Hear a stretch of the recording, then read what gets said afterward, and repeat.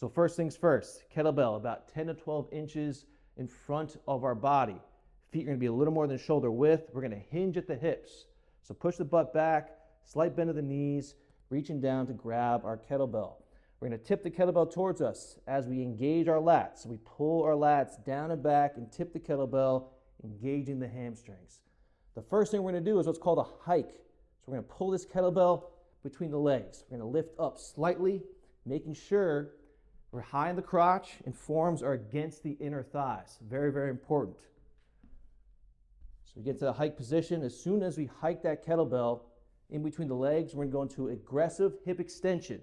So powerful hip extension, bringing the hips to neutral, squeezing the glutes. We do not want to overarch here.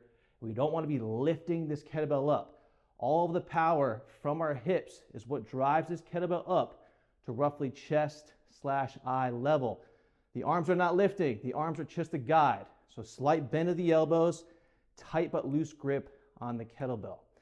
As soon as that bell gets to the top, there's going to be a moment of weightlessness. We then want to ride that weight back down.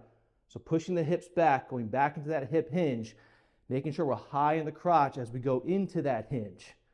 So slight bend of the knees, spine is nice and neutral. We're looking down and in front of the body. We're not looking up like so. And then we go right back up into our next swing.